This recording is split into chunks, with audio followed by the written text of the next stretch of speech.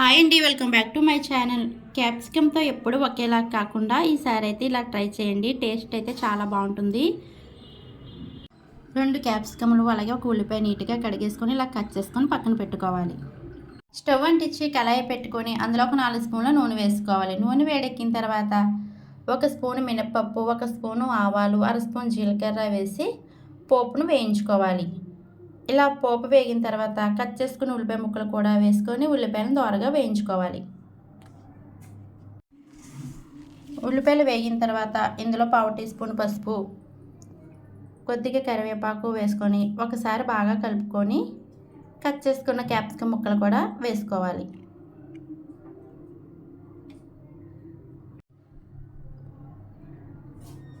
ఇలా మొత్తం క్యాప్సికమ్ ముక్కలు వేసుకున్న తర్వాత హై ఫ్లేమ్లో పెట్టుకొని ఒక 5 నిమిషాల పాటు అయితే ఈ క్యాప్సికమ్ ముక్కలను వేయించుకోవాలి.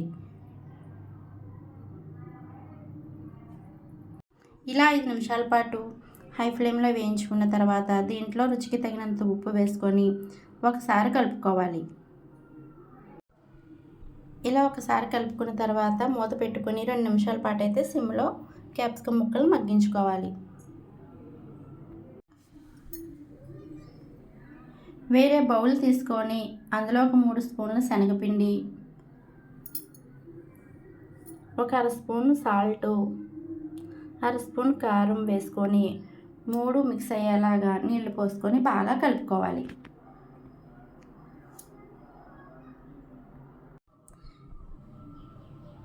ఇలా కలుపుకున్న దానిని వేయించుకున్న క్యాప్సికమ్ ముక్కలపై ఇలా వేసుకోవాలి.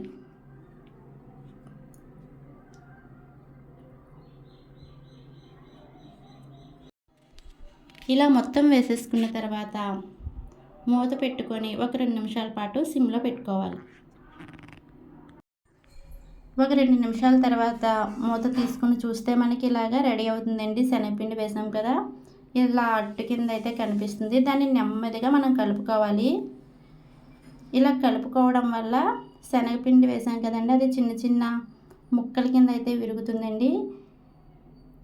దీనిలో ఇప్పుడు ఒక 1/2 టీ స్పూన్ కారం, ఒక 1/2 టీ స్పూన్ గరం మసాలా వేసుకొని ఒకసారి బాగా కలుపుకోవాలి. ఇలా ఒక్కసారి కలుపుకున్న తర్వాత 1 నిమిషం పాటు సిమ్లో పెట్టుకొని తర్వాత స్టవ్ ఆఫ్ చేసుకోవాలి.